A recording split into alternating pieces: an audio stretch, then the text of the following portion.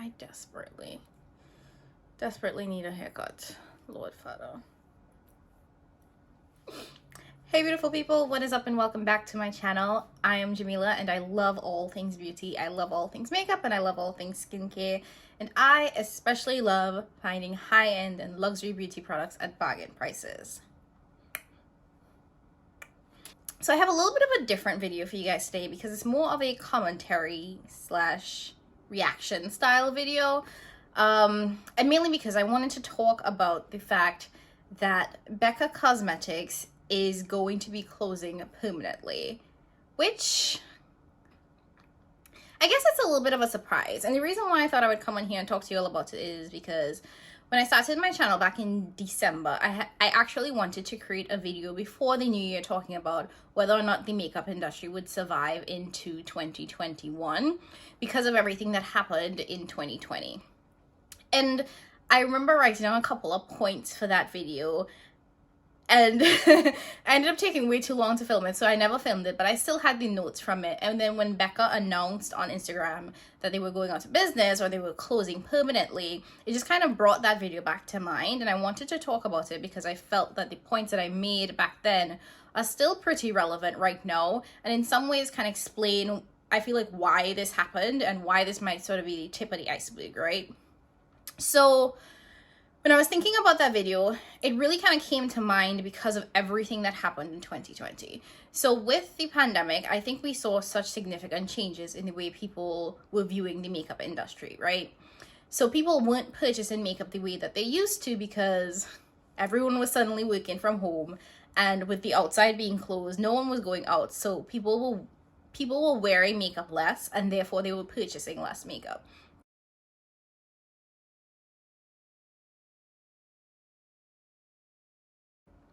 And I think that really had a huge impact on the makeup industry, and it manifested in all of the sales that we saw in 2020.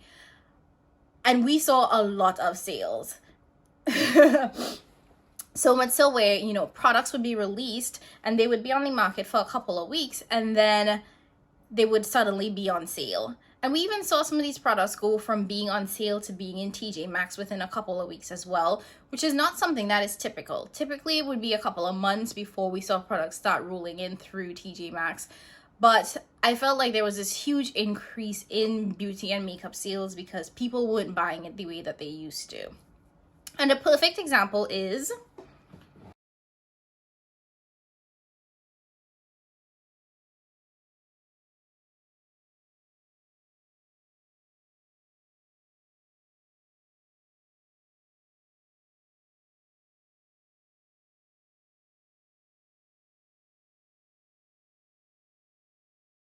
now, I think the other thing that contributed to the sort of shift that we saw in the makeup industry was all of the social justice movements that happened in 2020.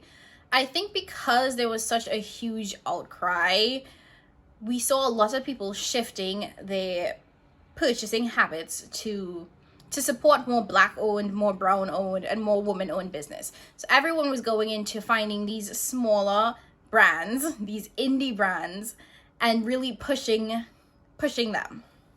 I think we saw a lot of influencers on YouTube and on other platforms talking about indie brands. We saw a lot of celebrities talking about supporting smaller and smaller businesses. And I think that also had a huge impact on the makeup market because people now, you know, nobody was really checking for all of these big brands like Becca. And I think that leads us to where we are today and why we're seeing what we're seeing with Becca. No, I don't want to blame everything that happened in 2020 as to the reason why Becca is where it is now and we are seeing that it's no longer going to be a business. Because I do think that there were a couple of things that happened kind of pre the pandemic that led them to the situation that they are in now. For example, when you think of Becca, the first and probably only thing that comes to your mind is the Becca highlighters, right? Tell me I'm wrong. If I am wrong, please put it down in the comments.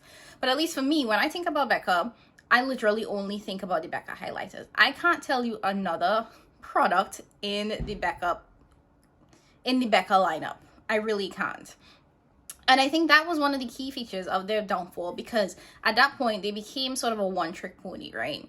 Where people would only think about Becca or go to Becca for their highlighters, but they weren't producing any other innovative or creative products. They weren't creating the trends, and they also weren't following the trends. And I say they weren't following the trends because last year there were a number of trends coming out. I think one of the things we saw last year was an increase in brands putting out bronzers, and I don't think Becca put out any new bronzers. We also saw a lot of cream products, so like cream eyeshadow, cream blush. I don't think Becca jumped on that train at all either. So I think what we are realizing with the makeup industry is that because it is such an oversaturated market, at this point you have to be either creating trends or keeping up with the trends to be successful. And since they weren't doing either, I think that proved to be really hard for them to be successful in this market. The other thing that I want to talk about that I think kind of led to Becca's downfall was their zero, I don't even know what it was called, but their zero pigment collection that they released last year. And when I tell you that was gimmicky and that didn't make no kind of sense, it was gimmicky and it didn't make no kind of sense. And I think that played a huge part in their downfall. And I knew that it was meant to be innovative and something new and something different and to celebrate sort of the natural beauty from within, but it fell real flat. And I mean flat.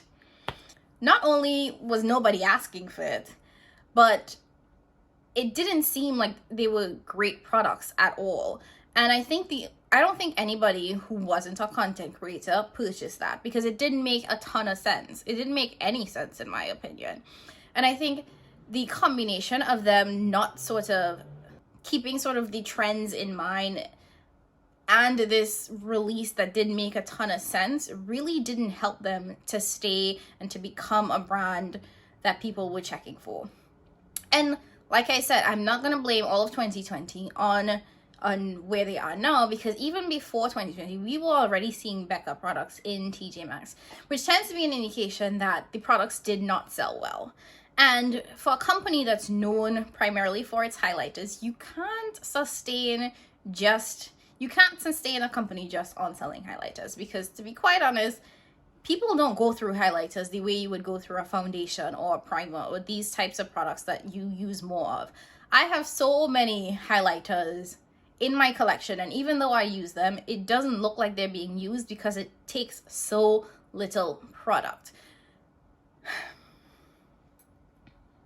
So I say all that, and I want to go back to my original question.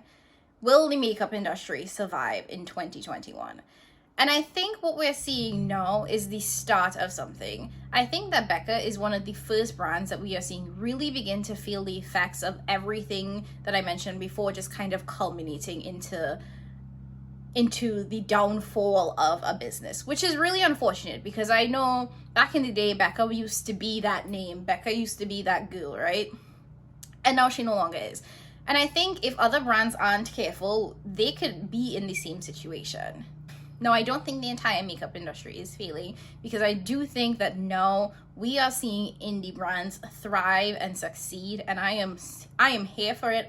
I am so happy to see that, because I love seeing smaller businesses be successful. I love seeing these innovative products that these indie brands are putting out. I love seeing these diverse products that these brands are putting out, and I definitely want to see more of that. But I am hopeful that some of these larger companies, these companies that we've known and talked about for a while, are able to remain a part of this makeup industry. And I guess only time will tell, right? Anyways, so I came on here to basically just kind of rant and share my thoughts about what we saw from Becca and what we could potentially see into the future. And I'm really interested to hear you guys' thoughts. How did you feel hearing that Becca would no longer be in business? How did you feel? What did you think?